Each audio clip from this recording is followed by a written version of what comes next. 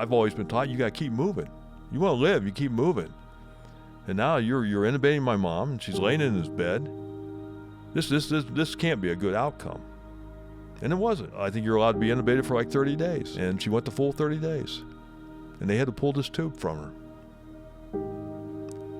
That was a sad moment in my life to see that, because I knew what was going to happen. And my mom passed away.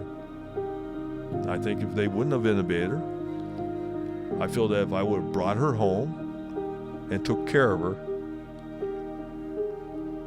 she could have lived another 2 or 3 years. So I don't think it was handled right. I'm getting emotional because I was there. Mm-hmm. Yep.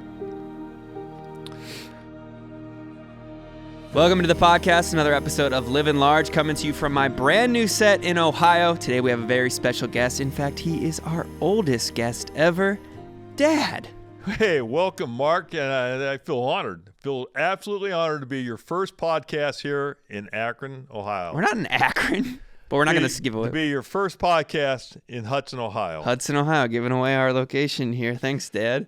I mentioned you're our oldest guest. You were born in 1955. I have some fun facts about 1955, you old fart. Dwight D. Eisenhower was president. Disneyland opens in Anaheim, California. Rosa Parks refuses to give up her seat. The first McDonald's was opened.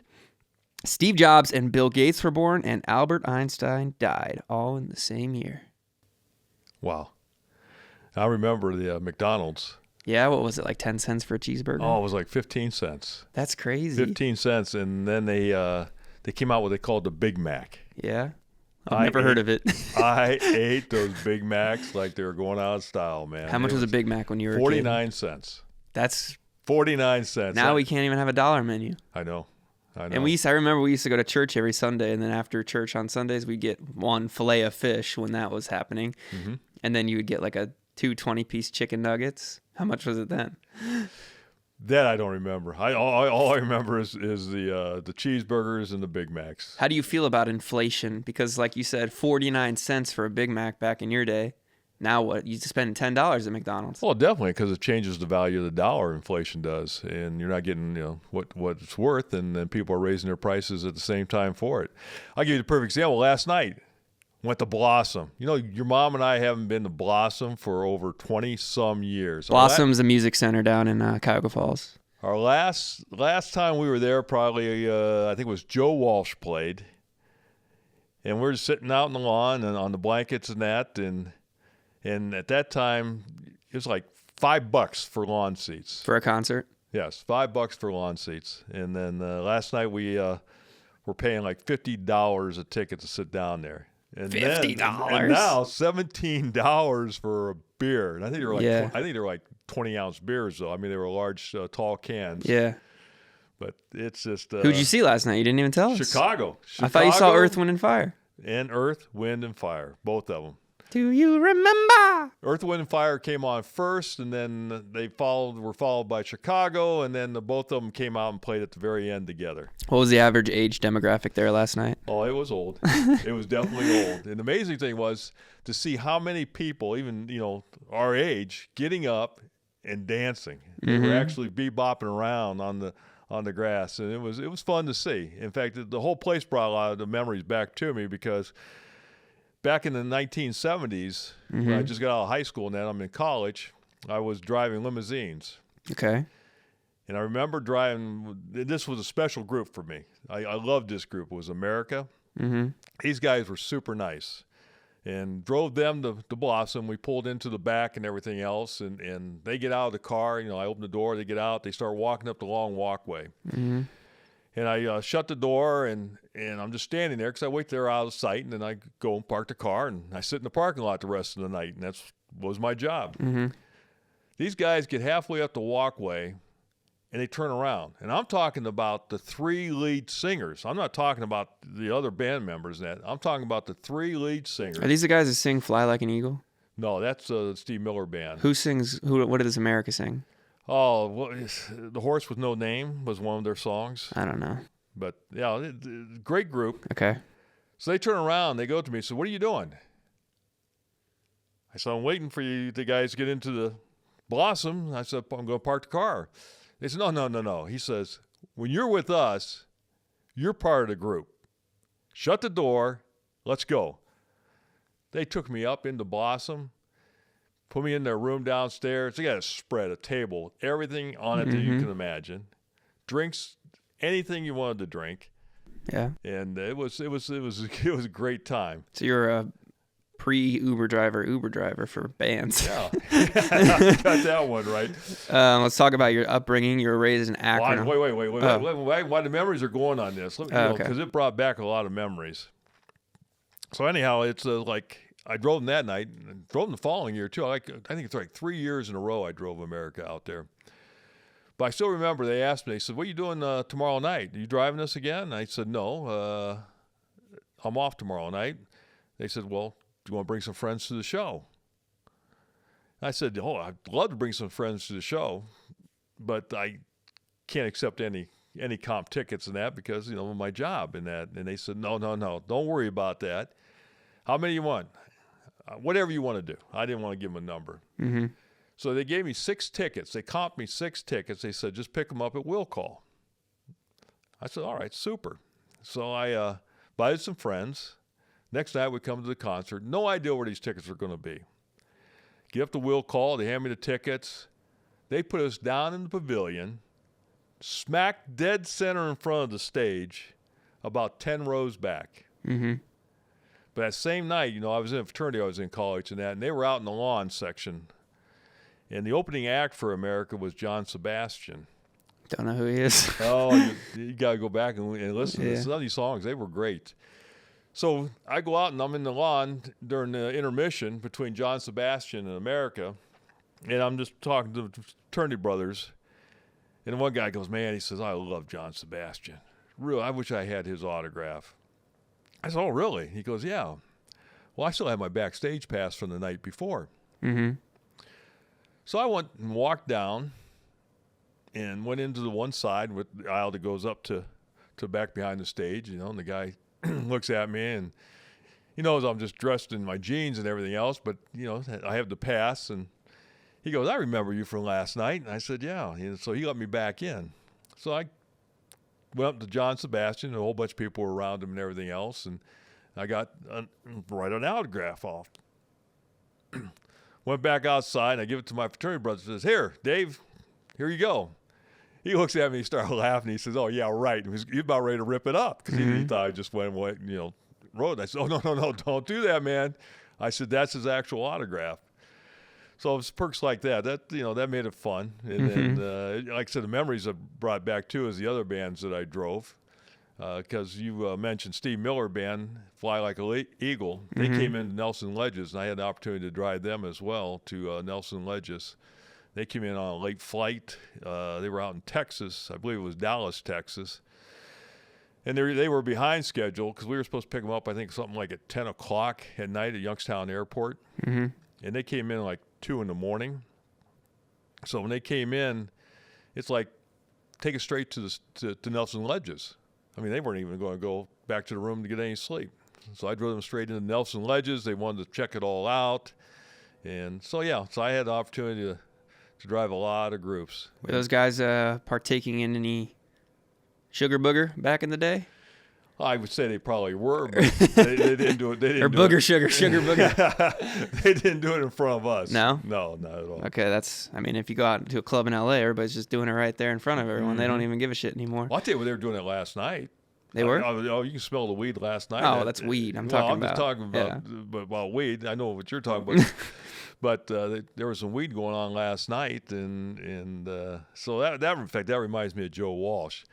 I think that's why we haven't been back to a concert for so long, because we were at that Joe Walsh concert. Like I said, people were just, they were smoking, they were drinking, they were puking, having a good time. They were having a good time. But when you got people to the left of you, people to the right of you, and their kids, which we were too, I guess, but they're bent over puking their guts out between their legs. It just that part of it is no fun to watch. You're there for the show. But well, you grew up in Akron, Ohio, Firestone Park, yes, home of Firestone, home of Goodyear, rubber capital of the world. Rubber capital of the world.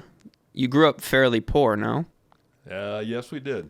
Yes, we did. What was that upbringing like in Akron? Well, I look back. I mean, there was plenty of jobs when the rubber companies were going full steam, but we also ran into some recessions where people lost their jobs or what I'd say laid off, and that was for a period of time. But don't get me wrong, it wasn't bad. Mm-hmm. You were never struggling? But we did struggle at times. I mean, there was many times that I had fried bologna sandwiches for dinner, pancakes, wiener and beans, hot dogs cut up in baked beans and that. But families, that was nice because the family stuck together, and that was the awesome part of it. We had a lot of kids. There were kids everywhere in the neighborhood, and we played constantly. We played like during the summertime when you're off of school. We played from morning to night. We played, flag football out in the street. We'd go up to this field not too far from our homes and play baseball. We would skateboard. We'd play TV tag. Mm-hmm. There was something always going on. We were always doing something. And I mean, literally from morning to night till it was dark. You went to Catholic school, St. Paul's, right? Yes, I did.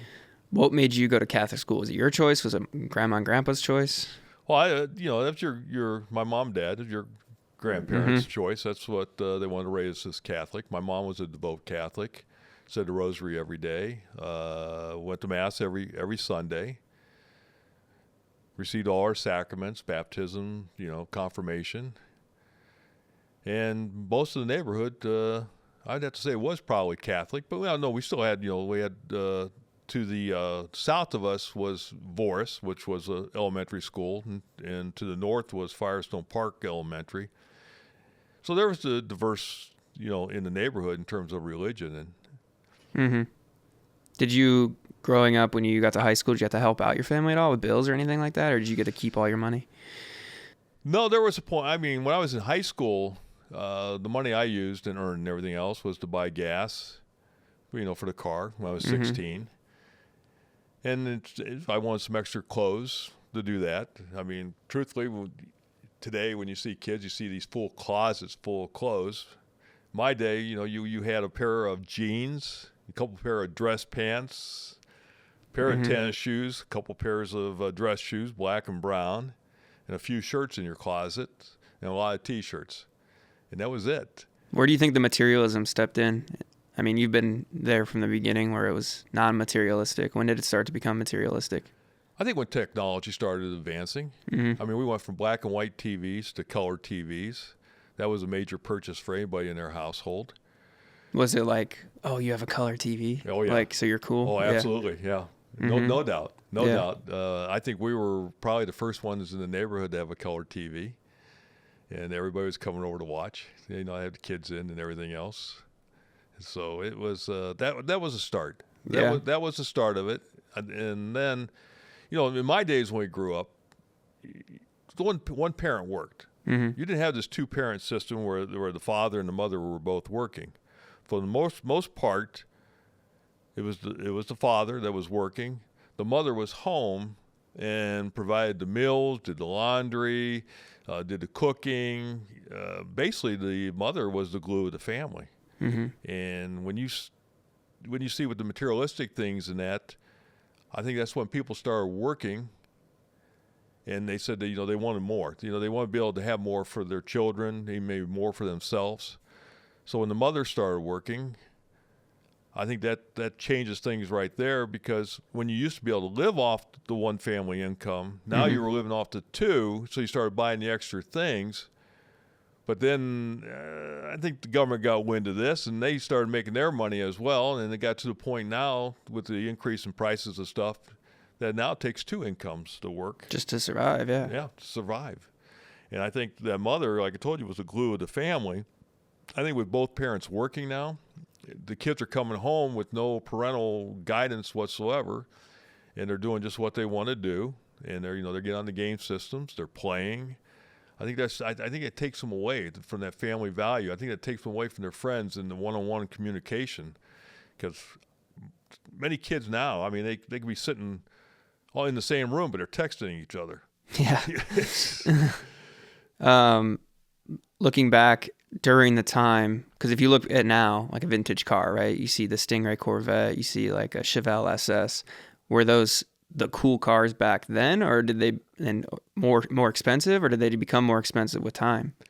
Well, they've become a lot more expensive with time, but back then they were still a little bit higher priced than your normal, a regular car in terms of just like a sedan with no speed to it, no big engine. Mm-hmm. But yeah, we had the muscle cars. Oh my gosh, we had this place down in our neighborhood that was called Lou Jan's. Mm-hmm. You go down there on the weekends, especially on Friday nights, and cars would just pull through that. It was like, let's show this baby off. Mm-hmm. And we had all the cars you can imaginable. I mean, you had the GTO, you had the Charger, you had the Corvettes, you had the Dusters, you had the Barracudas. I mean, you guys just keep naming, and they were super looking cars. They were nice. I always wanted the Chevelle though. I wanted that 396 SS Chevelle 4-speed. I wanted it to be blue with the white racing stripes. And back then, that was early 70s. And I think it was right after 69, they changed the grill work and everything on it. But still, the 69 and even going into what they did in the 70s, it was a great-looking car. Why didn't you get it? Didn't have the money back then. What did you get? I ended up, in fact, I didn't get a car until actually I was in college. And I started working at the Firestone Tire and Rubber Company. And that there, work for the rubber companies, put a lot of cash in your pocket. Yeah. $4 an hour. Oh no, it was actually it was $5.25 an hour. Yeah. And you had your benefits in that. Yeah. And plus they paid for my college tuition. They paid I think it was 3 credit hours. Mm-hmm. And we were on 16 credit hours a quarter, 3 quarters. But but here I was, just a young man, and at that time I'm at Firestone. I'm now 19, 20 years old, and it was nothing to have a wad of cash. Minimum wage was like $2.10, so I'm making over double the minimum wage. So it was nice to have that, and I started looking at cars, and then I talked to Dad, and my dad was like, "No, here, just drive my car. You don't need a car right now." It's like, no, Pops, I need to get a car. Mm-hmm. So needless to say, I actually went out to a Chevy dealership out in West Akron, and they had this Corvette that was sitting on their showcase. And here I was, thinking about a Chevelle, but this Corvette's sitting there, and I'm thinking, well, maybe, this Corvette would be a little bit more fancier for me. And Mm-hmm. and they had, I think at that time, it was like a '76 Corvette. And if I remember right, I think they were right around $8,000 then, or close to it. And I had my brother with me, and we were looking at this, and I was seriously thinking about buying it. And all I know is the next day, I get my dad comes up to me. Apparently, my brother told him that I was going to buy this car. So my dad takes me, he says, "Come on." He takes me down to his place, Oldsmobile place down in mid-Akron and downtown Akron it is. And I ended up buying a Cutlass Salon, $5,500. It was a nice car, don't get me wrong. It was silver with a red Landau top, red interior, was cloth. I had a 354 barrel in it, automatic with the center console, 8-track player. Yeah. I mean, it was 8-track back then. But the car was sharp. Is there air conditioning? It had air conditioning. Okay. Like I said, and it moved pretty good, but not like the GTOs in that. Yeah. But it was fun, and so that's what I ended up with. Now I look back now, I really wish I would have bought a Chevelle. Oh my God, you see how much those things are going for now? Like $100,000, right? Yeah, at least if they're in top shape, I would Yeah. say. When you bought your car, because nowadays you put money down and you finance it. Mm-hmm. Did they have that back then? Did they have credit cards? I think credit cards were starting. I per se at that time didn't have a credit card. I can't remember how much I put down on the car, but I do remember that I had a 3-year loan, and my monthly payments were $149. And how does that work? Because you don't have an online banking system. No, you went to the bank. You got these coupon booklets. You went to the bank and you went up to the teller window and you wrote your check and gave it to them, and they stamped the booklet, and that was your payment. And so it's 36 months. And then when you were talking about credit card, right up the street from us, there was this Citgo, I think it was a Citgo station, gas station at the time. The guy that operated it, well known in the neighborhood and everything, a great guy. Rest in peace. He's been long gone, and he deceased because of the brake pads, the Asbestos. They didn't know about the side effects of it back then. And they're in there, and when they changed brakes and everything else, they were using the air hoses to blow out everything. But he ended up getting what's it called when your lungs are oh my gosh, I don't know. It'll come. Something with your lungs? Yeah. Not cancer, but yeah, in a way, I guess. Okay. And he passed away from that. But he had this gas station, and I'd go in there and fill up, and I'd just sign a slip. Okay, so I put $10 in. Oh, you're gonna like this. Gas was 25 cents a gallon. damn. 25 cents a gallon. So if I was getting gas once a week, at the end of the month, you go in, you settle up with them. You wrote a check for the month. Mm-hmm. So that was our credit card. So, oh wow. So you just went in there, you didn't have to pay. You just had a bill pretty much for every person? Yeah, he did. He kept tabs, and that was, I think that was very generous of the guy. Well, that's interesting too. You said gas was 25 cents a gallon. You say a Big Mac was what? 49 cents. Oh, okay. And what was like a double cheeseburger? I said 15 cents, you said? Well, the single seat cheeseburger was like 19 cents. So it was cheaper for that than food was cheaper than gas. Now food's more expensive than gas. Yep. I guess when you look at it that way, you're right. That's. I was fudging through some of my stuff when I was cleaning my dresser drawers out one day. Mm-hmm. This was a few years ago. And I had a lot of high school memorabilia inside this little box and that. And I pulled out a coupon, and it was, you remember the Whoppers? Yeah. The coupon was for a Whopper, 59 cents. Yeah. Now it's more than $10. Whatever happened to that car? Because I've never seen it in my lifetime. My Cutlass Salon? Yeah. Oh, my gosh. I had like 90,000 miles on that car. And that car was, I kept that car in great shape. Mm-hmm. I kept it clean, inside and out, always polished it. I used to go downtown Akron. We had the two major stores down there, O'Neill's and Polsky's. And they'd have the windows out in front. I used to drive down like many other people, and you go and you cruise. You look to your left, you look to your right, and you're looking at your car in the windows. Mm-hmm. And it was like, what happened to it? That was a sharp car. Well, it got to the point where I had to trade it in. 90,000 miles, and it was time to move on to a new car. And what'd you get? And I thought about keeping that car, but just back then it just wasn't practical because I didn't really have a place to store it. And the sad thing was, you develop, I think, in a way, amazing feeling somewhat for your car. Yeah. Because someone bought this car, and I saw it going down the street.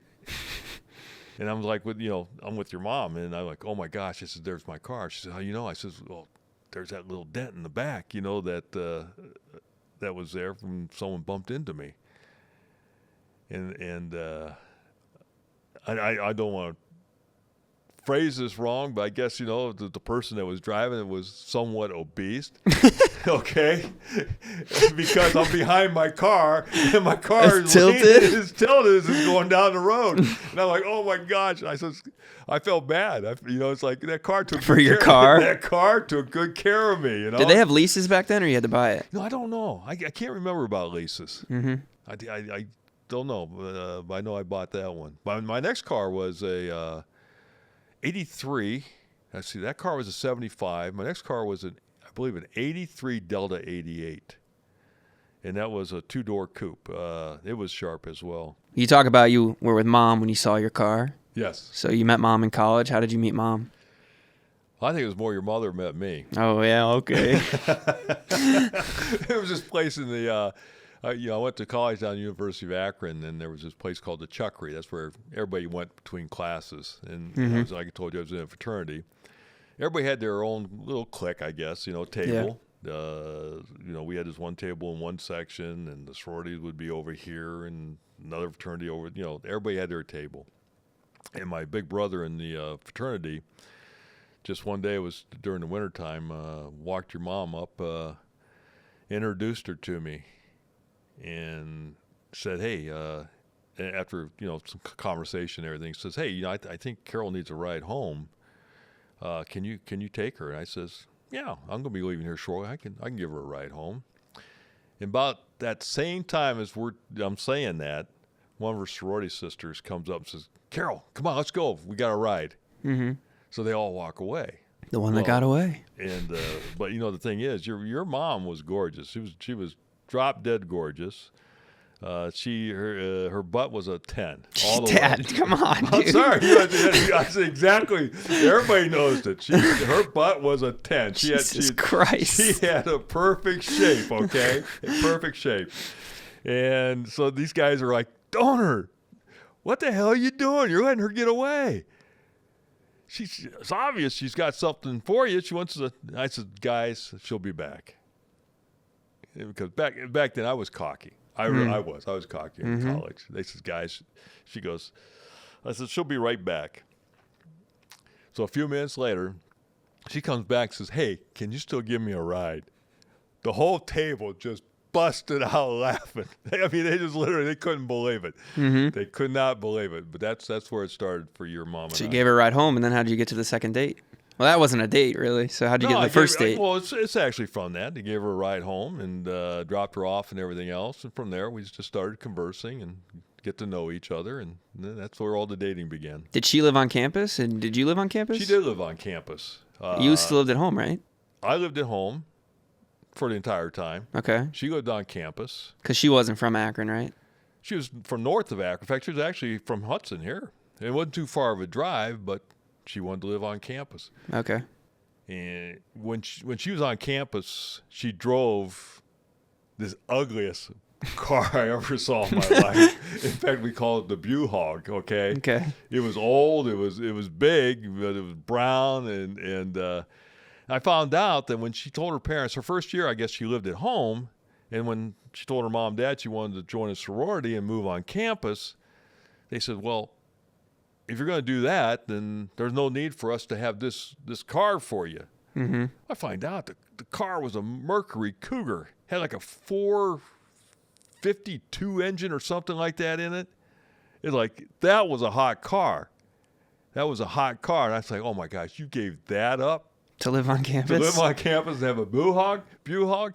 But yeah, so. Do you remember when you first met her parents? Or she met yours? How did that work? Oh my gosh! Like people wait now to introduce their girlfriends to their parents. I know, and I try to remember the first time I met her parents, and I really don't. I don't remember that. No. But I do remember an incident. I brought. I can't remember actually when your mom met my parents, but I remember an incident when we went boating one day. She was working at a nursing home. Mm-hmm. I was working with the limousine service, and I got that job because I actually was working with my uncle at his funeral home. He had a funeral home. So we were both working in that, but this one Sunday, we met some fraternity brothers. We went boating. She got off of work. We drove out there. We went boating, and by the end of the day, I mean, we were both exhausted. So we come back to the house, and we were sitting there at the house, and my dad pulled out some of the old 8mm movies of our family life growing up. He always loved to watch those, and started showing them, and your mom fell asleep on the couch watching these movies. So when the things were done, I was going to wake her up, and he said, no, just let her sleep there. Leave her alone, let her sleep, go to bed. Let her just spend the night. Don't bother her. So I did. But in the meantime, what was going on is her parents, knowing that she was going boating, and didn't have cell phones back then, they were calling her sorority.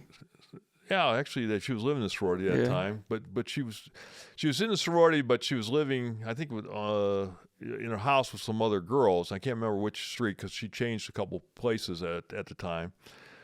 But they were calling her sorority sisters and saying, "Okay, can I talk to Carol?"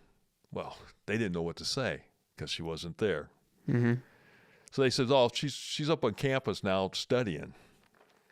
So they called later on, of course, when library and everything should be closed, and the comment was, "Oh, we're not sure right now, but as soon as she gets in, we'll tell her."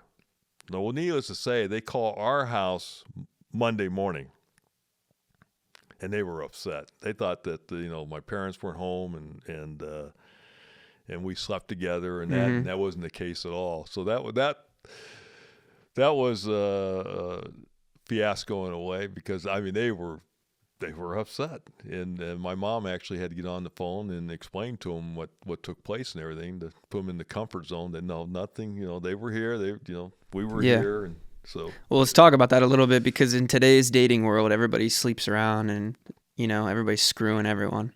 Was it like that back then too? Were people doing that? Oh, I think there was a lot of activity. Yeah. There was a lot of activity on campus. Yeah. But not you. No, I would. Don't get me wrong. I dated quite a few girls, and that's something I've always pushed on you guys to. You need to date several women, and everything else, because you got to find out who's the best match for you. Mm-hmm. I didn't take advantage of any of these women. It was we went out, and I was always honest with them, and I encouraged them to date. It wasn't like, okay, some situations, it just seems like when you go out with somebody once or twice, it's like, hey, we're dating. Yeah. And I didn't want that to be the case. I just, let them know, this is just college. Someone wants to take you out and you want to go to something, go. I was always straightforward. Mm-hmm. So I did date quite a few sorority girls. But the thing is, I did keep coming back to your mom. In fact, I'm surprised she didn't drop me, but because I still remember she went out on vacation to California with her parents. And she said, what are you going to do? I said, well, next week I'm going to some sorority formal. And she says, who are you going with? I said, well, I'm invited by this girl, and I'm going to go. And I think, it's just like, wow. So I'm surprised I look back that she didn't drop me then. But the thing is like I told you, you're dating these different ones, but I always had your mom in the back of my mind. And I always came back to your mother. And that's how, Were you guys not in a relationship, exclusive relationship?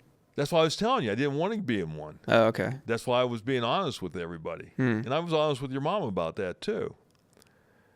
But like I told you, as I'm spending time, I come to realize that she's the one. Mm-hmm. She's the one. When did you propose? That was in 1977, probably, because we got married in 78. What'd you do? What do you mean, what did I do? How'd you propose? I've never even heard this story, actually. Well, nothing. Nothing. You watch all these fancy things. I wasn't, growing up the way I did, I guess, I wasn't a creative person like yourself. Mm-hmm. And I made a mistake. I did it the wrong way. I was never taught that, you're supposed to ask the parents, mm-hmm.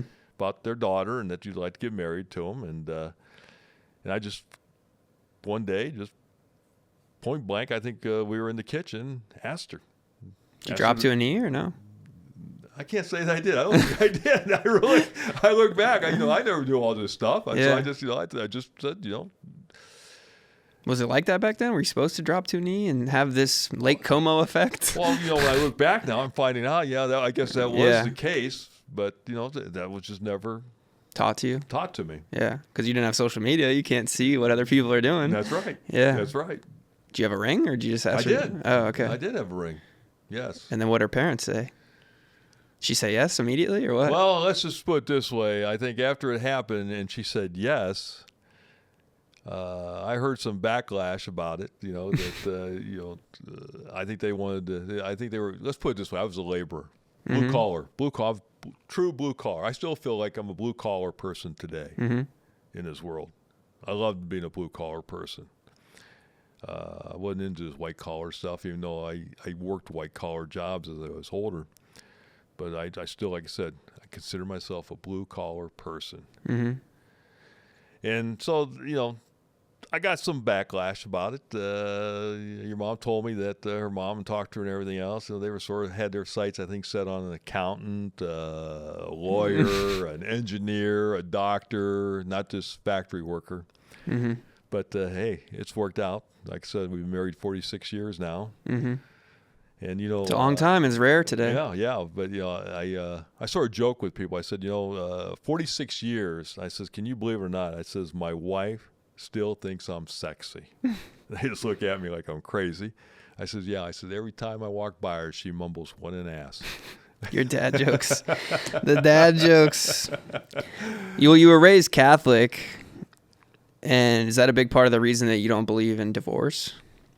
Like, why do you think there's so many divorces in today's day and age? Because you've been married 46 years. Grandma and grandpa were married till the day they died, 60 plus years. Mom's parents were married.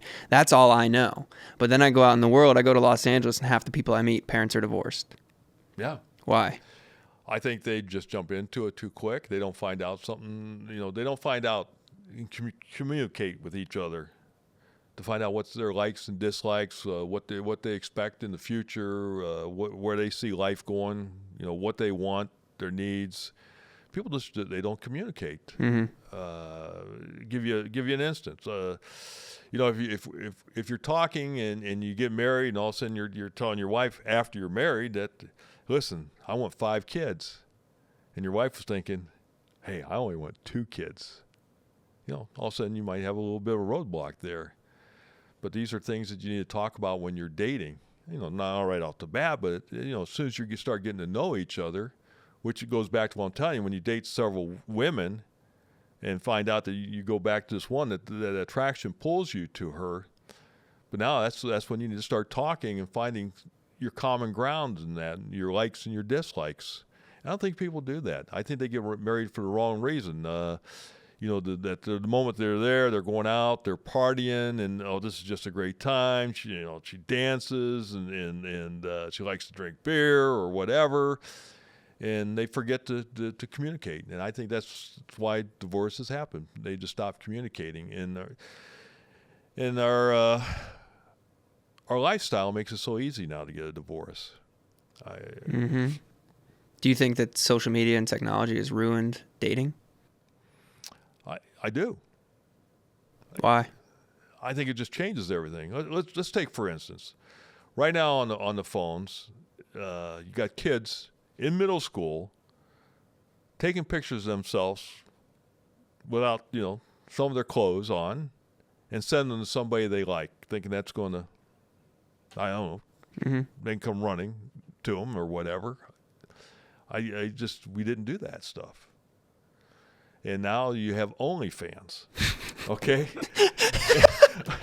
I never thought I'd hear you talk about OnlyFans. Well, you know, it's just, you hear people talking about this. Yeah. And it's so easy to make money that way. And they think nothing of showing their body on OnlyFans. And it's like, why? Why? And that's stuff, I think, you know, it takes the sentimental value out of things. You know, there's no privacy. That's probably the key right there. There is no privacy. Yeah, well, I mean, back in your age, you had to call the house phone. That's right. To get a hold of someone. Now, there's constant, where are you? What are you doing? And they're sharing locations. Absolutely. You could see in someone's story, oh, they were here. They lied to me. So it's just like there's no element of mystery. It's everybody's in the know about everything. You're right. And there's too many options. Yes. Because you, for example, you have, the options that are in front of you. On my phone, I have the options of the world. Mm-hmm. So, and comparison is the thief of all joy, right? So if I sit here and I'm miserable in my relationship, I can go online, see someone, oh, they look so happy. Look what they're doing. You know, this guy's taking her to, you know, Italy and all these places. And then they sit there and, well, what am I doing here? My man's not doing that. I'm going to go get a new man. Or vice versa, a new girl, whatever. And the thing is, that's not happening to everybody, though. Everybody makes it think like they're doing all these fantastic things. Yeah. I'm sorry, you can Photoshop stuff. When you're on those phones and everything else, you're making yourself look like you're happy. Mm-hmm. Some of those people could be, you know, making themselves look happy, and as soon as they hang up that phone, they're miserable. Yeah, to look at my old vlogs. Well, was there ever a point in time where you and Mom almost got a divorce? Did you ever have a relationship problem, struggle, marriage problem? What was it like during like the recession in like 2008? Was it tough? 2008, or the collapse, right? Wasn't there a collapse of the stock market or the housing market? There was a Black Friday, was it? I think it was in October one year that the stock market dumped pretty quick. But still, I mean, let's go back to when your mom and I first got married. Let me think. 78. Let's see, we got married in 78. In the 80s, there was a point, I'm trying to remember exact year we bought our first house, but it was 12% interest. I remember Jimmy Carter being president. I remember interest getting up to 18%. But the dollar still has some value there because we were actually able to afford a house payment at 12% and still have 2 cars that we're paying on and buying groceries and being able to put a little money away. Where today, I don't see people doing that. Today, I see a lot of people living paycheck to paycheck. And that's, when you go back here just several years ago, we were having interest rates for homes at 3%. You know, that's low, but for whatever reason, people are buying bigger houses too. They're still making a hefty payment, but they're living paycheck to paycheck.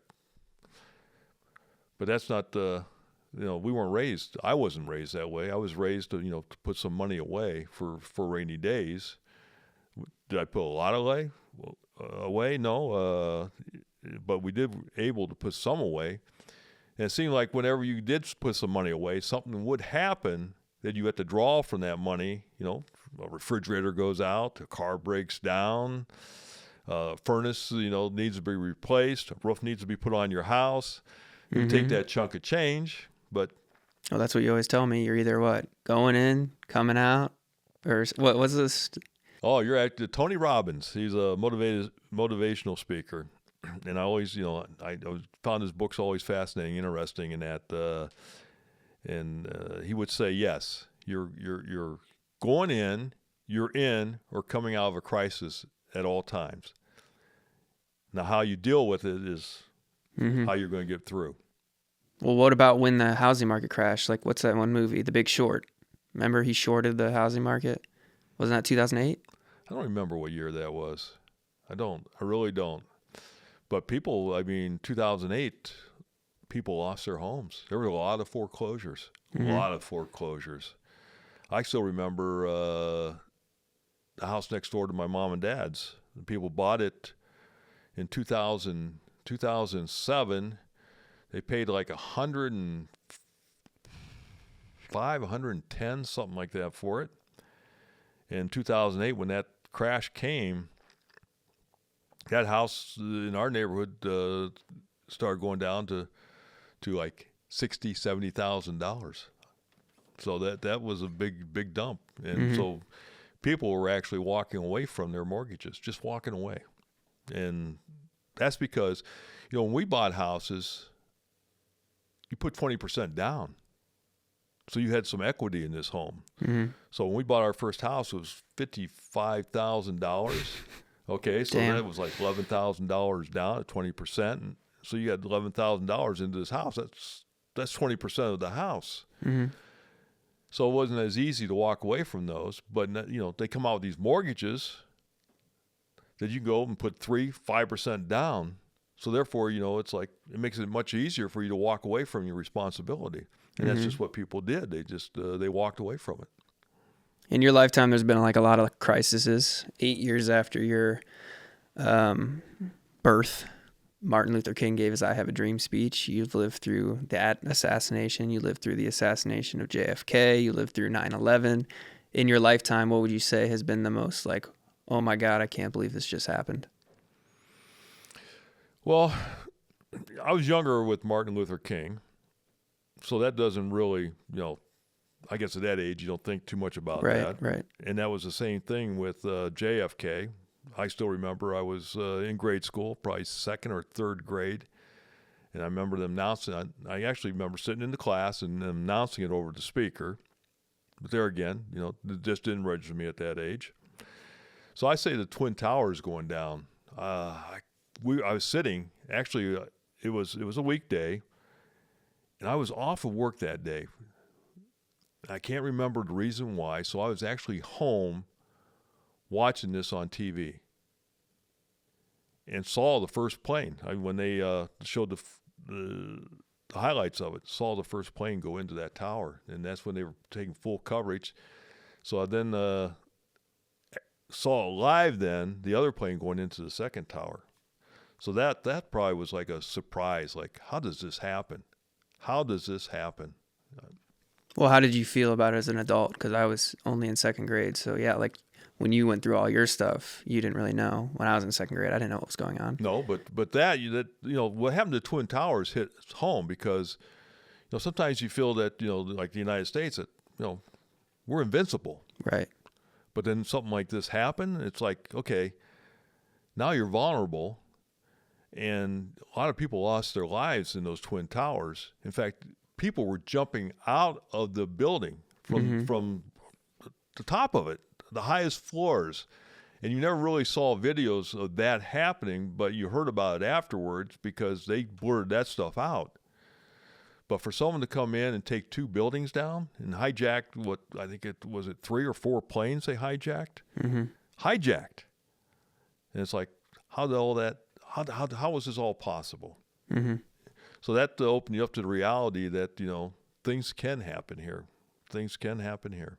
Well, that kind of ties into what just happened the other day, the attempted assassination of Donald Trump. Mm-hmm. And I'm sitting here thinking, with all the technology and how protected these people should be, how does something like that happen in 2024? That should never have happened. Somebody made a mistake. Yeah. You can't convince me otherwise.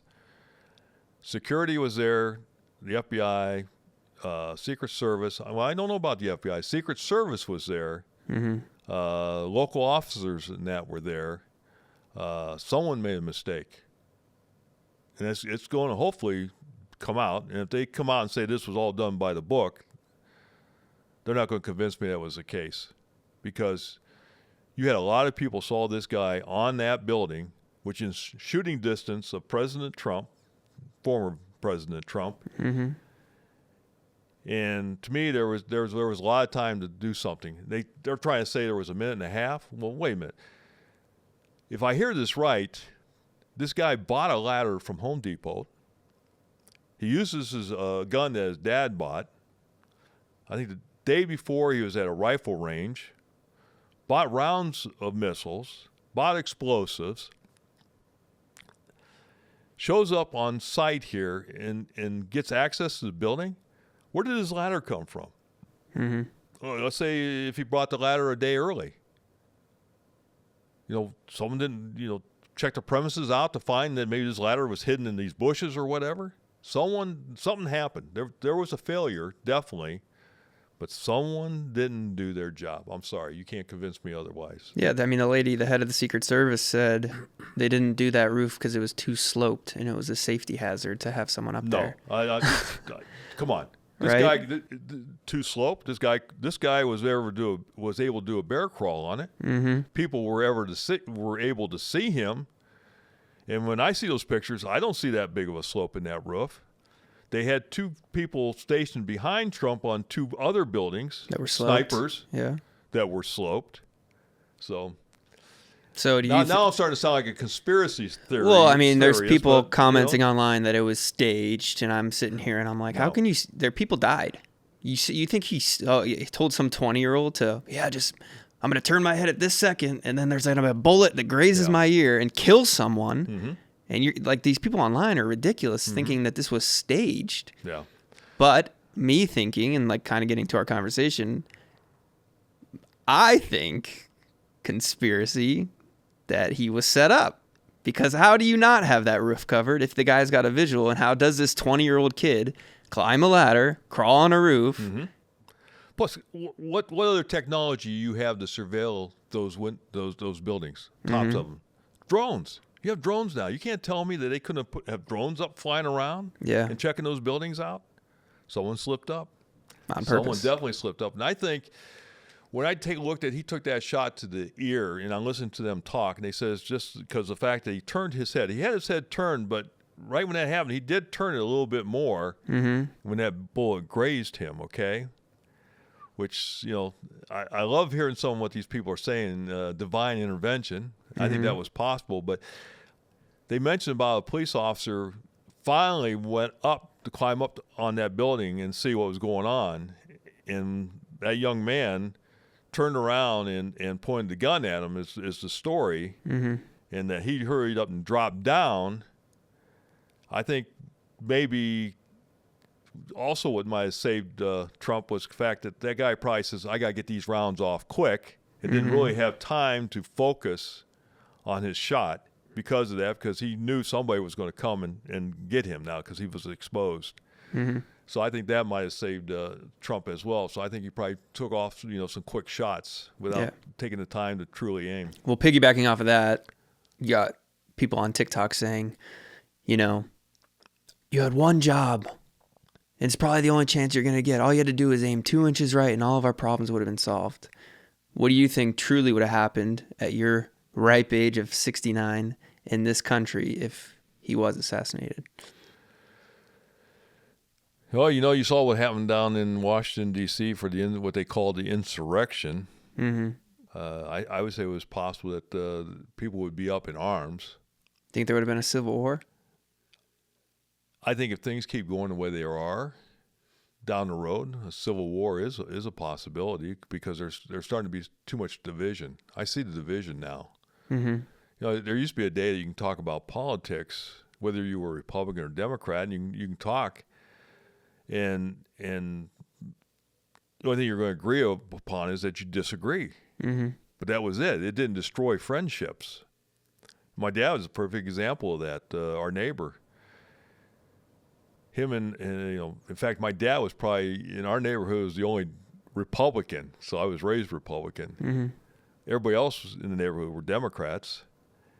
And my dad would sit next door to the one who always, in fact, he actually helped on the mayor's race, was heavily involved with the Democratic Party, and they would sit and talk every night. And they would talk over a Manhattan, while they were sipping on a Manhattan.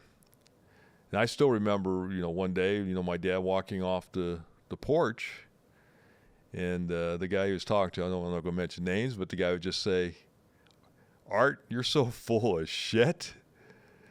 And my dad would just laugh, and then the guy would say, "See you tomorrow night." I'll be here. That's how it was, And the thing is, that's how I was raised. Think about it. I was always taught that you can agree with someone, you can disagree with someone, or you can compromise. I listen to people, and if they, on the facts that they're putting out there. Sometimes, my mind could be changed. I might not totally agree, but I says, I understand your point. But people can't do that today. It's just like they're being taught that this is the only way.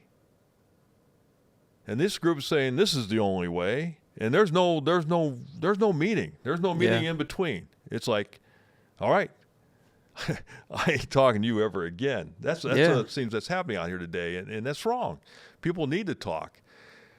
And, I look at us, and I don't know what got us to that point, but we are becoming a divided nation. We are becoming a divided nation. And I think there's a group out there that's creating all this. When you take, you hear them talk about... The media, that's the group. Yeah, but, there's someone that's over these media people. Well, my biggest thing... bring that information down. In fact, I bet you if you look into the media group, I like to see who truly owns these, the media. I like to know who really owns it. Who's the corporate face on these medias? Is it people within the United States? Is it corporations outside the United States that basically has infiltrated our businesses here and taken them over and is trying to push a new philosophy? I don't know, but... I can't understand some of the thinking I see out here. Well, my thing with the media, I went to school for journalism, and back in the day, we were taught to report facts. And the fact that you can go on Fox News and it's conservative, you can go on CNN and it's Democrat, how is that a thing? You're supposed to report the fucking news. You're not supposed to have an opinion on the news. News used to be fact, and if you reported false information back in the day, you got in trouble for it. And today you just you report something false and it's like, oh, sorry. Or you just brush over it. It's on to the next thing. You don't even apologize for it. There's no accountability with the news. And I see Australian reporters on TikTok, and it's like they're reporting news and they're calling out our news. And then our news is sitting here and we just dilly-dally back and forth. But back in your time growing up, were the issues that are discussed in Republican versus Democrat as polarizing as they are today? Or are they saying, is it still the same shit? Is it like abortion, gun control, gay marriage? Are they the same things as they were back then?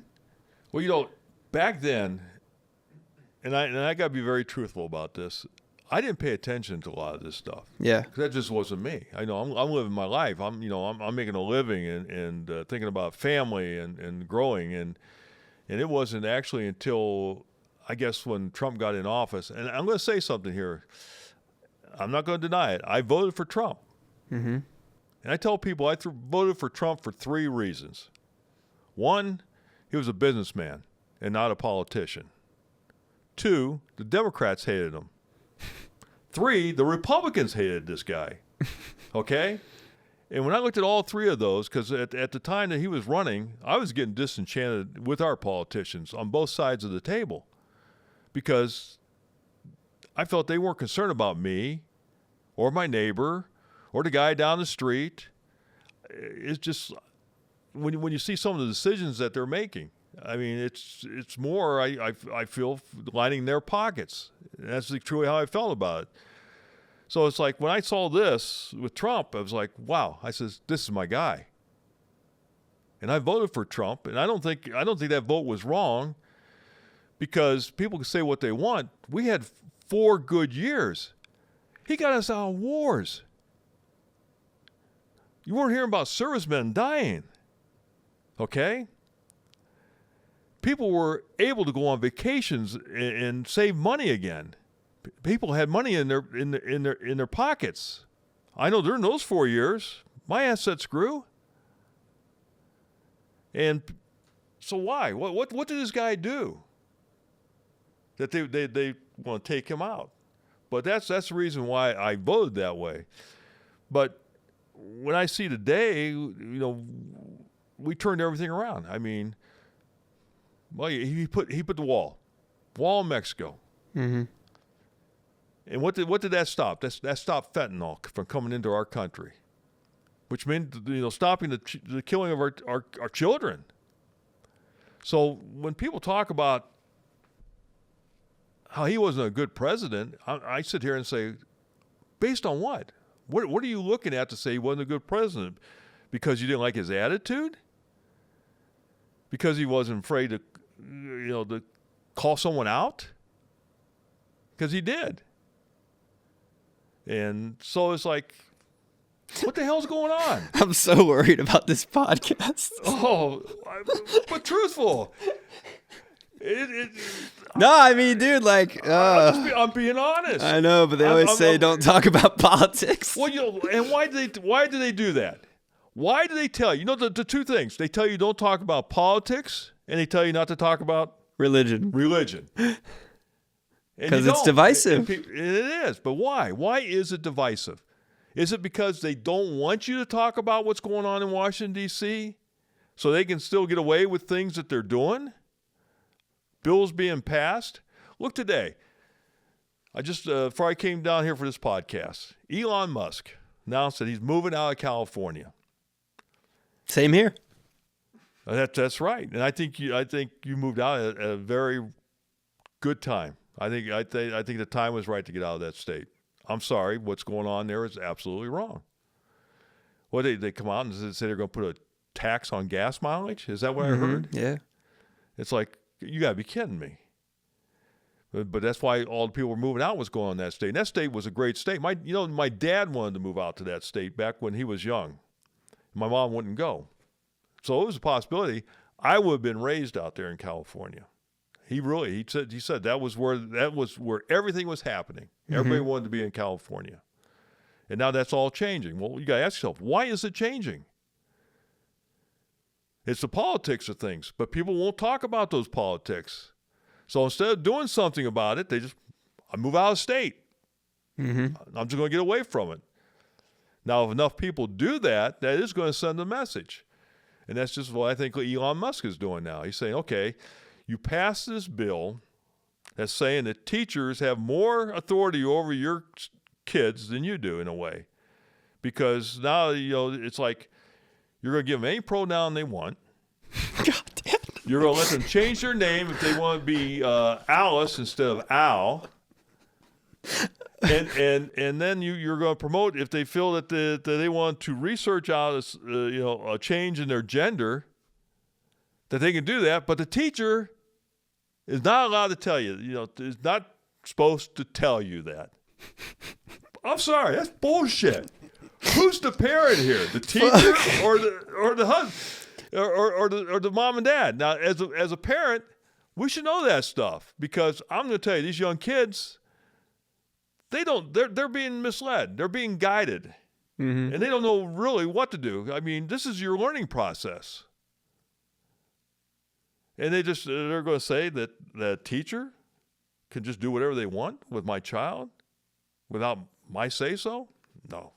And I got kudos to Musk. I think Musk did the right thing, and he's moving 2 of his companies to Texas, and I think that's fantastic. Well, good thing I'm just the host of this podcast and you're talking. I mean, I teeter on this shit because I know on the internet how it is. If you say one thing, then you're gonna get clapped. But the thing is, I'm sorry. Should I start speaking my opinion? I think everybody should speak their opinion. Like I told you, you either agree with it, you disagree with it, or you want to compromise with it. Mm-hmm. So that's the way it is. But it's because of the fact that people are not talking about it that this stuff is all happening. People need to talk about this stuff. Government needs to know how you feel. Well, what about, in terms of compromise, I'm just playing devil's advocate here. I know you're Catholic, you're pro-life. How do you compromise on an issue like that? Because you think you're right, they think they're right. Well, that's right, but the bottom line is... So why are you to tell someone they can't get an abortion if it's not you doing it? If you believe that you shouldn't get an abortion, then don't get an abortion. But why are you saying you can't get an abortion? Same thing. Who? Someone has to look after these children. They're children. What about rapes? They don't want to say they're a life. I'm sorry. You got this egg. But it's going back to what you just said. You're saying you're right. They're saying they're right. You guys can't compromise. No, we're talking about something else now. But you're saying you're right. You're talking about a life. You are talking about a life. You're not talking about this person in that womb doesn't know what's going on outside. And you're not even giving this baby a chance to experience life. Who are you to deny that? Who are you to say, that's like me, Mark, I think this should be your last day on this world. So at the end of the day, I'm going to shoot you. Why? That's what in essence what you're doing here.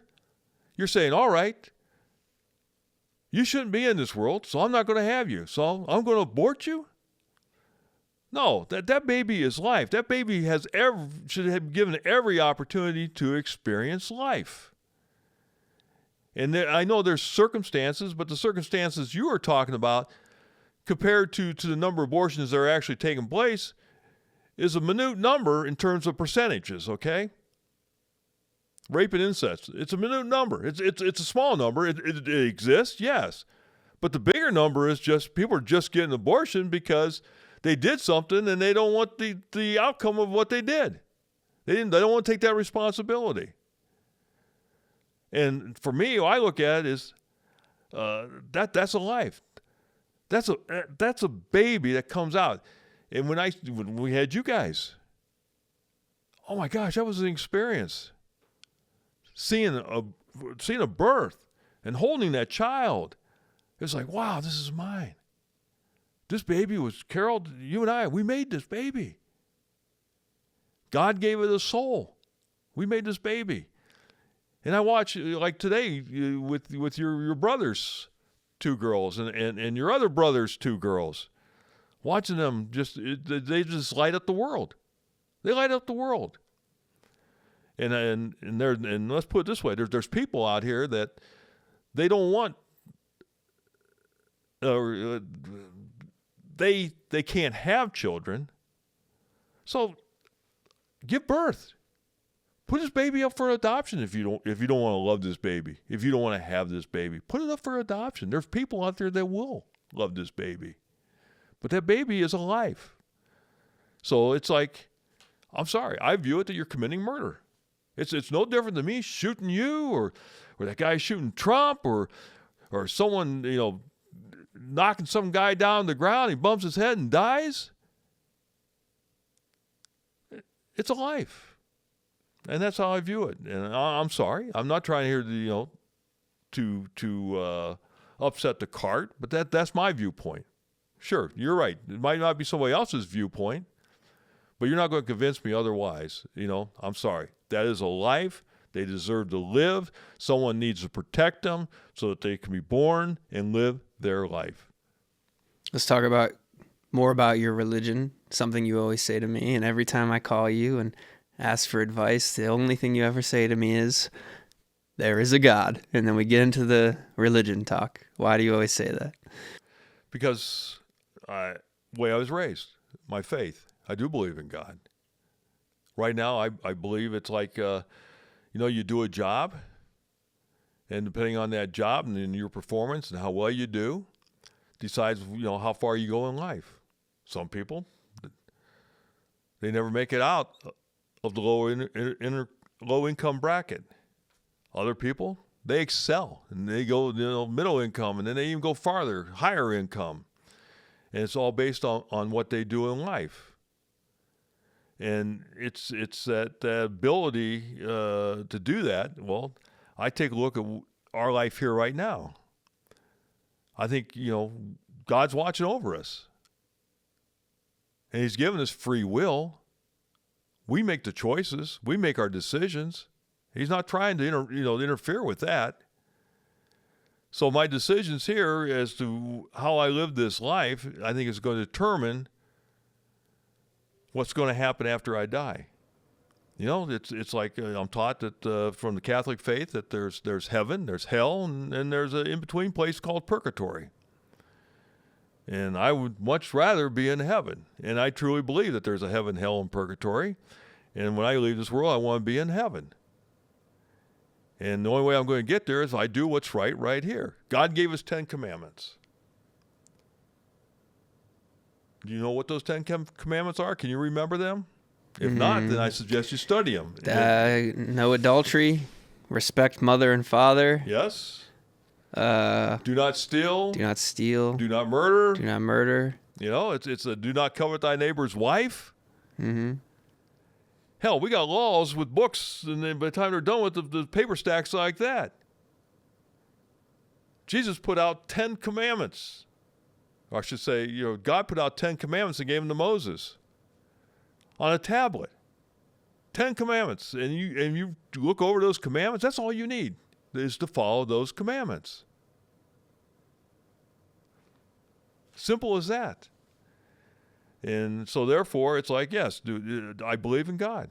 I watched, my mom, she prayed the rosary every day. Every day. And I saw that. I grew up with that. I was an older boy at church. My younger life, did I have some problems with the church? Yes, I did. But then when you start thinking about it, it's like, I think I'm the one that created those problems because I was trying to look at it from my viewpoint, what I wanted, not what God wanted. It's what I wanted. So when I started looking at what God wants from us, it's like, I think I overreacted. For instance, it's like when your mom and I got married. We didn't get married in a Catholic church. I had that option. But I had a priest, and different priests, I'm going to tell you, they think different in terms of their Catholicism. And this one was, they wanted me to sign a document saying I'll raise my kids Catholic. I said, I don't need to sign a document. I'm telling you, I will do everything within my means to raise my children Catholic because that's what I want. But you're telling me by signing this document that I have to raise them Catholic. I said, no, that's my choice. So as life goes, so I butted heads with a priest. So that's why we didn't get married in the Catholic Church. But then, after a couple years of marriage, I started thinking, my life's changing. And like I said, I was looking at everything from out through my eyes. But I started looking at it through God's eyes, and I says, hey, I made a mistake here. This is my religion. I mean, I'm going to Catholic church even after I'm married. And your mother's going with me. So we ended up, actually I went to, at that time, we now were living up in Stowe. So I started attending church at a different parish. And I just had, this was eating away at me. It was actually bothering me. So I went in and talked to the priest at this parish. And we talked about this incident I had down there. And he was more along the lines like, that should not have been an issue at all. It should not have been a problem. And by the time we got done with our conversations and everything else, it was like him and I saw eye to eye on things. I'm like, okay, this is great. And your mom and I said our vows then again in the Catholic Church. And I know you guys, I don't think you guys remember all that. Or I don't think we ever told you. So, got married in the Catholic Church, and I live my life that way. Do I make mistakes? Yes, I make mistakes. But then, that's why we have confession. Some people don't believe in confession. I'm not going to sit and priest and tell them my confessions. Well, let me tell you. If you go to confessional and you're honest between yourself and this priest, and he forgives you for your sins, he's given that power through God to do that. And God appreciates the fact that you came and did that. And he's willing to forgive you. That's what God is, a loving and forgiving God. That's what we're taught. And that's exactly what I do. And yes, I do make mistakes, which is the reason why I have to go to church. Sometimes I say words I don't like. Sometimes I get upset with you guys. And I got to go say, hey, listen, I just had it in with my boy about this and that. It's like, but the thing is I believe in God. I believe in heaven. I believe in hell. And I don't want to be in hell. I want to do that which is right. And that's why I pursue it. And I read books and everything else. And if you read the right books and everything and actually look and research it out, there's no way that you can tell me there's not a God. There's no way that you think you go play the lottery. And the lottery odds of winning that lottery are astronomical, the numbers, okay? But they can calculate the odds of winning that. Well, let's take this creation of ours. Let's take this earth. We're sitting here, and outside of us is space. How far that space goes, we have no idea. We know we see a lot of stars. We know we see planets. We have a moon. But most importantly, we have a sun. Isn't it ironic that what are the odds of this explosion happening in the atmosphere one day, sometime long ago, and we have Earth? And it's in a perfect orbit with the sun. Perfect. Because if we're too close to the sun, we could burn up, is the way I look at it. If we're too far away from the sun, we could freeze, is the way I look at it. We're in the perfect orbit with the sun. And with the moon and everything else and gravity, if there was no gravity, what would happen to us? We're going straight up.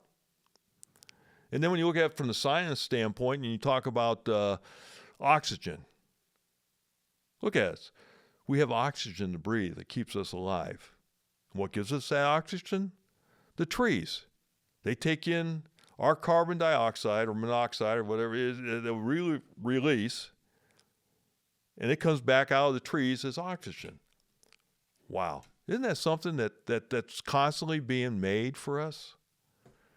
And to have all these animals, we got food. To have all these plants, we have food. Now, what's the odds of all this happening, just happening? If there was an explosion You know, it's like, okay, think about it. That means if I say, here, hold a stick of dynamite, Mark, for me, and I'll be right back. And it's lit.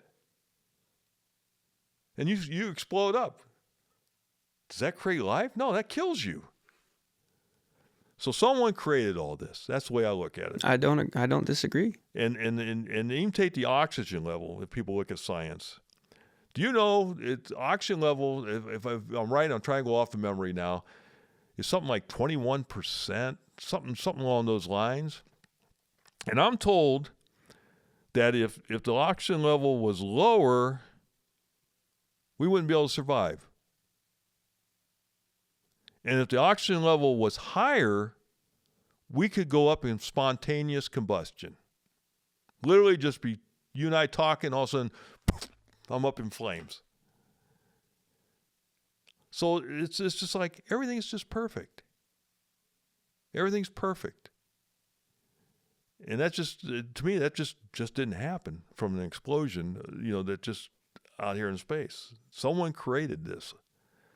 And so, I get in, I read the books, and I see that the Blessed Mother is appearing all over in different places like Fatima, Lourdes, Garbandal, Medjugorje. It just strengthens my faith to see this. So I know I have to answer to somebody when I close my eyes. And that's the other thing. I truly believe when I close my eyes, I'm not dying. I'm actually starting a new life that's better than this one. Let's talk about that a little bit more, because you always put so much emphasis on the afterlife and not this one. Why? This life is going to definitely end. Yeah. This is only a short period of time here. I mean, some people, die young. Some people die older. Some in between. That's why you need to make the best of this life, doing the right things. But we know that our life's going to end on this world. But God is promising us eternity. Can you imagine that? Eternity. Infinite, never going to end. So that's what I want to be a part of. And I want to be part of it in heaven. I don't want to be part of it in hell. But what about other religions? Because I was raised by what you told me, Right. in the Catholic Church, and then you have other people raised Jewish, you have Muslims, you have all these other religions. Mm-hmm. Why is your religion right? Well, that's a good question, because I often wondered, if I was raised differently, how I would believe. Mm-hmm. But the only thing I can tell you is with the Bible and that, it's written there. Have you watched The Chosen? Mm-hmm. You need to watch that. It's very interesting and everything else. They start going back and Jesus is born, and then the apostles and that time, and show what took place. And basically that's reenactment, I guess, of the Bible, the Gospels and that, the different stories in the Bible. And that all leads to Christianity. And Peter was made the first pope, and we've had every pope since. Well, we still have the Pope today, and that Pope is Catholic. So that's why I guess I believe in the Catholic faith. I've never actually dwelled into the other religions. I know they've all broken off for whatever reason, probably because, someone didn't believe in this and felt something different, so pulled that group out and sent them down that way. Wasn't Jesus a Jew? Jesus was a Jew. So why aren't we Jewish? Well, because, like I said, that's when the church was being established. I would look at it that way. Came up and was changing things. Because I think you believed that the Jews were the only chosen ones. And when you look at the Gospels, now the Gentiles are a part of this too, Jesus was saying. So that's what I think brought about the Catholic Church. I could be wrong. But that's just my instincts on it. When you look at the news today, you see a bunch of false reporting, right? So how can you sit here and trust a book that was written before our time? Do you think they didn't make things up then either? Back in those times, they didn't have all the things we have today that to distract us, and people dwelled on those scrolls, those Gospels, and it was prayer constantly. People were more tuned to a religious, but things went wrong back then. I read a book about when they do the excavating and everything else, and at times, let's go to abortion. They had abortions back then, but guess what? They didn't pull them from the womb. When they were born, they actually, from my understanding, tossed the baby into the river or lake or pond or whatever it is. That's how that was their abortions. And I read a book on that. And so you go back to the very first time the earth was created. We had murder. Look, Adam and Eve, they had 2 sons, Abel and Cain. That was our first murder that you read about. And then here's my question: if it was just Adam and Eve, okay, mm-hmm. then they have kids, and their kids grow, and their kids isn't that incest? Well, I understand what you say back. If you just started from 2 people, I agree with you on that. I ask my questions. I ask my questions about that. But maybe God had other creations part of that. But I was there's something, and I can't remember. I saw it on YouTube, Prime, whatever.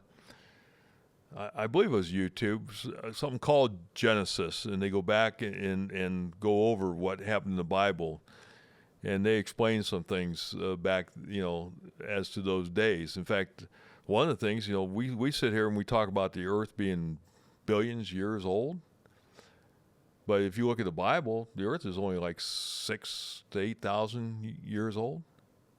So there's contradictory there between science and what's in the Bible. But then I was watching this thing on Genesis, and they actually were taking a look at the Grand Canyon and everything else because the flood came and the whole bit, and they said you can see the layers in the stone. And by listening to these people talk, it's like they feel they can prove that the Earth has only been here for 6,000 to 8,000 years. So I don't know. I don't know about that, but guess we'll never know. Yeah. Do you think there's life on other planets or out there in the world? I don't think so. Or not in the world, but in the universe? I don't think so. I think you're going to be led to believe that there is.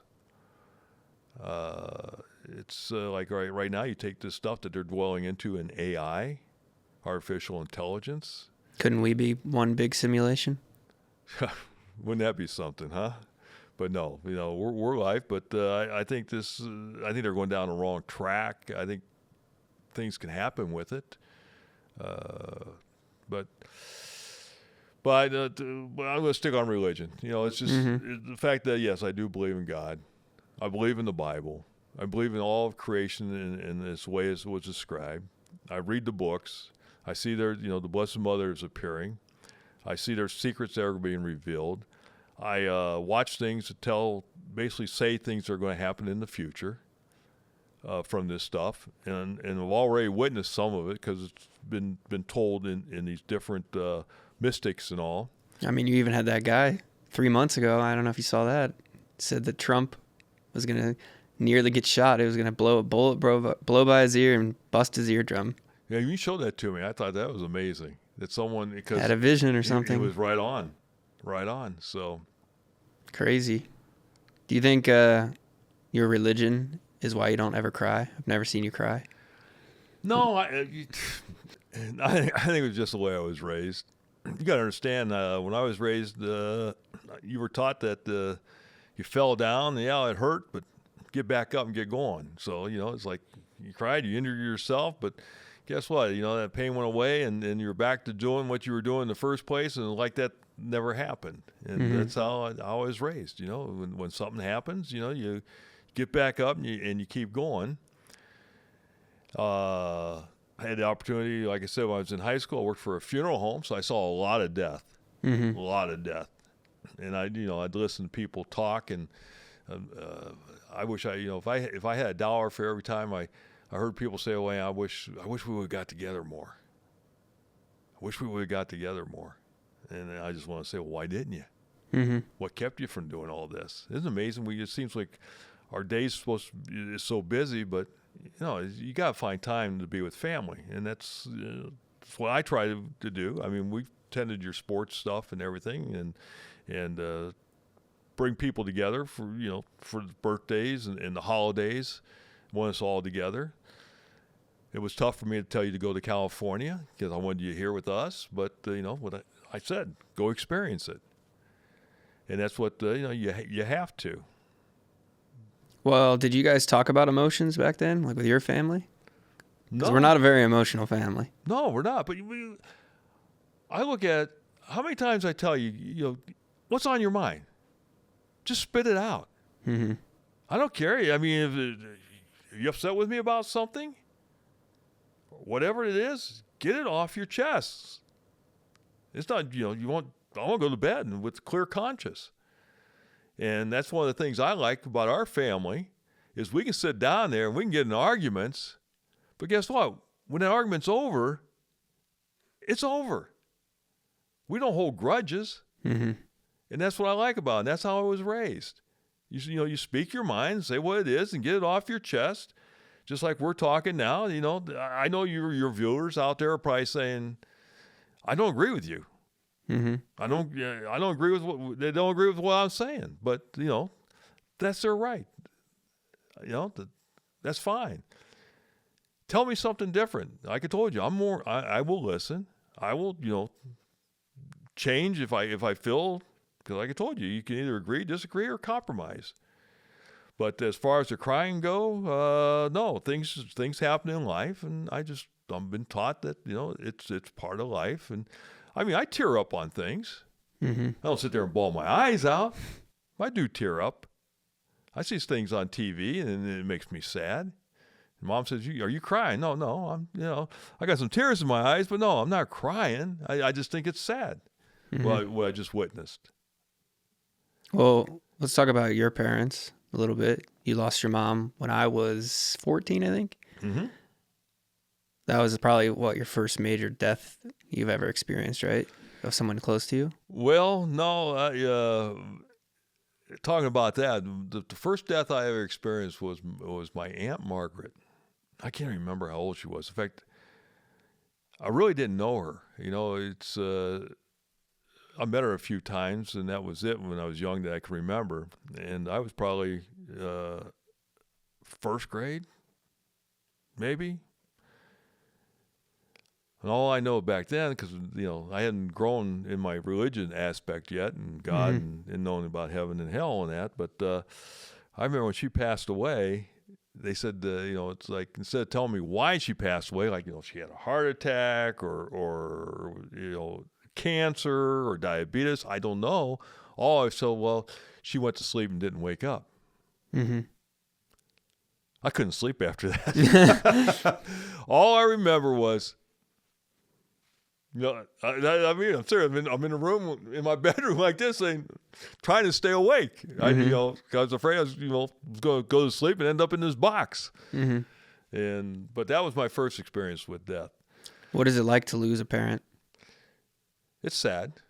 Mm-hmm.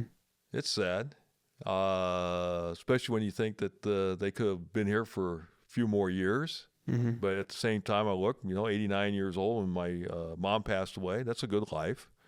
88 when my dad passed away. That's a good life. That's 88, especially when you see other people out here dying younger. My mom's family, she came from a large family, I think 10 or 11 brothers and sisters. And out of all of them, she lived the longest. Majority of them passed away right around 70 years old. In fact, the one passed away at 40. Mm-hmm.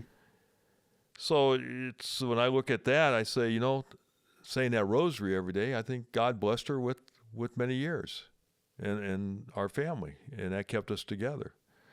I just didn't like the ways that she went out, how she had to die. She got diverticulitis, took her into the emergency room, and they diagnosed her with that, so they were going to have to operate on her the next day. I took Dad home. I get home, I get a phone call. You need to get back down here. Well, to come find out, that they gave her some medicine to take the pain away, and she fell asleep. She vomited. She choked on her vomit. They had to intubate her. And when you vomit and choke on everything else, that stuff gets into your lungs. So they intubated her, but that lasted for about a week. Got her up and going. I find it amazing that they were going to cut out part of her intestines to take care of the diverticulitis, and then have to bag her with a colonoscopy, where your excretion goes into the bag and all. But now all of a sudden they were able to put a direct line of antibiotics to the spot and took away the problem. So when she came home from that, she wasn't the same person. I mean, you got to talk about, my mom said the rosary, I told you, every day. My mom now was basically lethargic. All she wanted to do was just sit in a chair. If I said, she loved to go to all your sports, you guys know that. She went to everything. Everything Danielle played in, and Christopher and Scott and you. She had to be there. All of a sudden it was like, hey, you want to go do this watch Mark play? No. Just wanted to sit in her chair.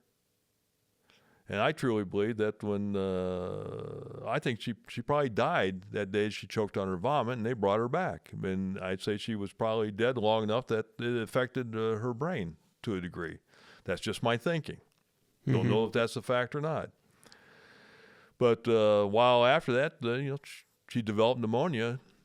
About a month later, had to put her back into the hospital. When she was in there, and the first time they had her intubated, I learned how to read all those dials. I knew where the oxygen level had to be. That was good. So they put her in the hospital, and first night they call me and say, hey, we're going to have to intubate your mom. I said, don't do that. Do not do that. Don't put me through that again. Don't put us through that again. I'll be down. So I go down to the hospital, and I'm there with my mom, comfort her and everything, and everything's fine. What you don't realize, at an older age, people experience sundowning or whatever you want to call it, and then they see things at nighttime when the sun goes down. And that's just what was going on with her. So the second night, the same thing happens. Get this phone call. We're going to have to intubate your mom. I'll be right down. I get down there, and the doctor basically tells me they're going to do it. I said, no, you're not. I says, there's nothing wrong. I says, look, her oxygen level's at 90. What's wrong with that? And this doctor just looks at me like, how you know that? It's like, you can see the look in her face. He knows what he's talking about. So I'm trying to figure out why they want to intubate my mom. I think it was really so she wouldn't be a bother to all the nurses and that, so they can work on other patients. That's how I felt about it. So there again, I stayed with her for a while and everything else. Everything was fine. The third night, I look back, I wish I would have just slept during the day and spent the night with her, because the third night, they didn't even bother to call me. I go in, and the next day, she's intubated. I just like, that's it. Mm-hmm. I mean, I've always been taught you got to keep moving. You want to live, you keep moving. And now you're intubating my mom, and she's laying in this bed. This can't be a good outcome. And it wasn't. I think you're allowed to be intubated for like 30 days. And she went the full 30 days. And they had to pull this tube from her. That was a sad moment in my life to see that, because I knew what was going to happen. And my mom passed away. I think if they wouldn't have intubated her, I feel that if I would have brought her home and took care of her, she could have lived another 2 or 3 years. So I don't think it was handled right. I'm getting emotional because I was there. Mm-hmm. Yep. I got no problem crying. And now, when you want to talk about my belief in God, why my mom was intubated, they actually had medications where she was out, which, I finally looked at him. I said, hey, listen, this is no way for someone to be. I said, take her off this pill that you're giving her, whatever that's making her sleep. I want to be able to sit here and talk to my mom and know that she's hearing me. So they did that. And the reason they keep them on that pill is because they don't want them to grab at their wrists and try, pull the tube out and all Yeah. that so that they tie him down. But she didn't do that. So we, she couldn't talk, but she could nod her head and everything. And so I would talk and she would listen and everything else. And I still remember why she was in this induced coma, I guess is what I would call it. A neighbor lady passed away. Mm-hmm. And I said, Mom, I said, Mrs. So-and-so passed away. And she nodded her head and she wrote on a piece of paper. She says, I know. I said, what do you mean you know? Well, she said, Jesus told me. She wrote that. I was like, wow. So that's why, when we had the mass and everything for your mom, I went up there and did a little eulogy on my mother. She was the best. She was a loving mother. She was a loving grandmother. And I know you guys all loved her. Cookies and all. Yeah. So, but yeah, I gave the eulogy. And my wife, when I sat down, your mother, she says, I can't believe you didn't cry. I guess there's a time and place for it, but I said, no. I said, I believe my mom's in a much better place right now. I don't believe she died. I believe I'm going to be with her one day. And that's the same thing, when my dad passed away. He had that AFib. They put him on medication for that AFib. And was the side effects of that AFib. I mean, believe me, that medication kept him alive for 20-some years, okay? Don't get me wrong, but one of the side effects was the fibrosis of the lungs, the filling up of the lungs, which is what took his life. And the only thing I can remember is when I took him into the VA hospital, because I got another hospital telling me they can't find anything really wrong with him. And I take him to the VA hospital, and they tell me now about his lungs, and that they can't believe that this doctor has had him on this medication for that long. And that, because that's one of the side effects as to what's happening to him now, that they should have changed his medication a long time ago. Well, that sort of pisses you off. Mm-hmm. Why didn't this doctor do that? Why did they keep him on this one medication when there was better things out here that my dad could have been on? So needless to say, there were 2 doors into my dad's room. And I can remember leaving my dad's room, and I walked down the hallway. I went to the restroom, and I came back, and I'm looking in this door that shows a side view of him. So now I'm looking this way at him and just watching him. Instead of you come in the other door, then you're face to face. Mm-hmm. And I'm watching him, and he's looking up just like this, and he's talking. I can see his lips moving. He's talking. And I basically came around, walked in the room. I says, and I looked, I said, hey, Dad. I says, who are you talking to? And it was like, he didn't really answer me. And I think it's because he, be truthful with you, my brother told me. He says, he was talking with Dad, because I told my brother about it, and then he was talking to Dad, and he says, my dad told my brother, he says, I didn't want to tell your brother because I didn't want him to think I was crazy. But he says, I was talking to your mom.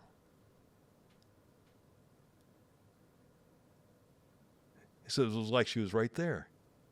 I was talking to your mom. When your mother, Dad, passed away, because he died young with cancer, mm-hmm. and he was in his bed, and he was saying, what's that light down there at the end of the hallway? What's that light? What light are you talking about, Ray? He says, there's a light down there. I see something. Well, I'm sorry. You hear other people talk about the same thing. Let's go about my cousin. She lost her husband. He was 50 years old. He died of leukemia.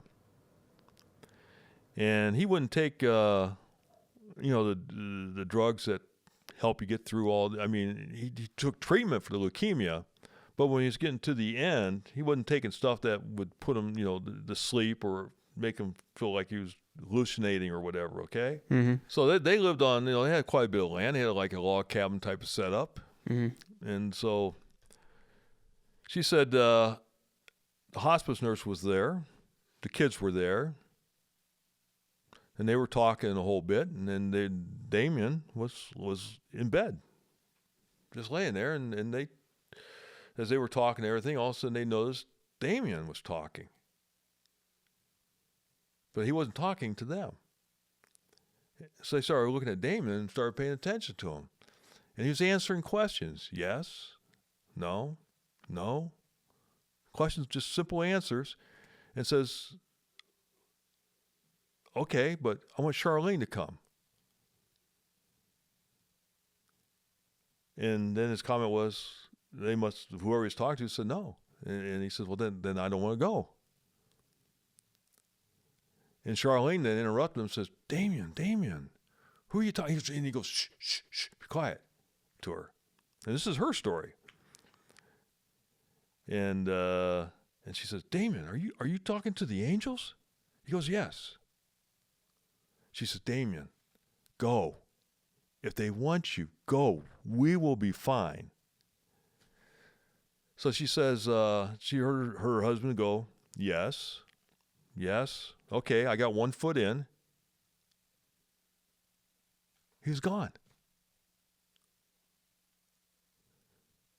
As if he was putting a foot in a boat or something and being taken to heaven. And they, right after he passed away, they looked out the window and there was a deer right outside the window. And that just gave them the comfort. All that just gave them the comfort that, okay, he's in good hands. So you wonder why I believe in God? Those are things. Those are things that I've experienced, and that's why I believe in God. So I think we've said enough here in regards to all this. Mm-hmm. So what do you want to go on to next? I mean, that was long, powerful. I don't know, maybe last question here, because we've been talking for a minute. As you reflect on your life, you're 69 now, what would you say is more important to you now as an adult than what was when you were my age? What becomes important with age? With me? Mm-hmm. Serving God. You realize that, like I told you, there's more, but that's going to be back on religious space. But the family, too. Mm-hmm. That's why I try to bring us all together. And I know that we've been trying to work on a vacation together as a family. I'd like to see us get together more and do things. But I understand everybody has their portion of their lives. That, Christopher and his wife, they got their friends, and Scott and Bree and Danielle, they all have their friends. But still, I'd love to see us get together more often. And instead of just for like birthdays and Christmas and Easter. I just wish we would just get together more often on, at least maybe once a month, a Sunday meal together. That's one thing at our household when I was growing up. Sunday was like brunch day. Mm-hmm. And there was always, we got together Sunday afternoon. I watched my mom's family. They played games all the time, card games and that. Her and her sisters and brothers. They were probably getting together every week. They had that unity. They had that. Whoops. Forgot to turn that off. Go ahead. They had that unity. They had that tightness, that family bond. Mm-hmm. They played a game called aggravation. I grew up on all that. And that's, I'd love to see us do that. Well, like you. I mean, when you come in and everything else, we always play sets and runs. Mm-hmm. You know how I think that's fun, especially when I beat you. Even though that's not as many times as you beat us, but it's fun. And so family values. I would like to see families get together more as a whole. There's need to be more love, is what I'm saying. I guess there needs to be more love. Do you feel, as you've gotten older, your kids move out? My 3 siblings all have 2 kids. I obviously moved to California. Do you guys get lonely? No. No? No, I mean, we talk to you guys. We keep in touch with you and everything. But we live our lives. We live our lives. So, but how does it feel as you age? You're like kind of your friends to start to dissipate. Yeah, I mean, you're dealing with people are dying already. Like a lot of your friends are dropping like flies. Look, you know. It's like I can't take tomorrow for granted. I gotta live today. I wish I knew when my end time was, because maybe that make me do a lot more things and say, Why don't you? I gotta get this done. That's a good question. I mean, we do things, but I probably would say, right now, if you told me that I'm dying 6 months from now, I'd probably be going all over the world, taking this vacation, that vacation. But see, at the same time, I gotta realize you gotta have a little bit of a nest egg, because I don't know if we follow what our parents' life was. Your grandmother on your mom's side lived to be 90 years old. So if your mom lives to be 90, if I live to be 88, 89, 90, we got to be able to survive those times and get to that point. So if you spend it all now, now if you want to sit here and tell me you and Danielle and Chris and Mark is going to support us if we spend it all right now, hey, I'll go do it. Yeah. So, but no, that's you live within your means. Yes. Yeah. That's what we're doing right now. We're living within our means. Grandma Bickler, mom's mom, she was in a nursing home. Yes. Would you ever want that? Not really. Yeah. But at the same time, I wouldn't want to place that burden on you guys to have me at home if I have like dementia or Alzheimer's. Mm-hmm. So I would understand having to be in a nursing home. But if I had my mind and knew everything that was going on and my memories, no, I don't want to be in a nursing home. All right. Well, I feel like we could sit and talk here for hours. We've already been talking for hours. So appreciate you coming on. If any of you guys have any things that you want to say about my dad or ask, he's going to be on future podcasts. And let's make some of his dreams happen. He wants to learn to fly. So if any of you guys out there do flight lessons in the Ohio area, let us know. And you need to let him know why the reason I want to fly. When I was young, and I won't take too much time. When I was young, my brother had a plane, and this goes back to high school days. We'd get in the plane, and that's back when you can really afford them, because it wasn't all that expensive, unlike today. Mm-hmm. We'd fly every Sunday and go down to New Philly to the airport and everything, and I miss those. I miss that time. I'd love to actually, for a long time there, I would get on and I got flying magazine. I didn't have a plane, but I got flying magazine, subscribed to it and everything else. I always liked to look at the planes and read up on them and everything else, and I've always wanted to go up and get into a corporate jet. In fact, to be truthful, flying was one of the things I wanted to do for a living. When I was in college, I checked into ROTC and to fly, to get into the jets. But they told me I was too tall for the cockpit. So that deterred that. So that basically took me off of that. And but when I look back now, I would love to have gotten into aviation. Absolutely love that. I still one day would like to go up into a corporate jet and fly, like in a Gulfstream or a Cessna. But dude, yeah, I would like to learn to fly. You and every girl in LA.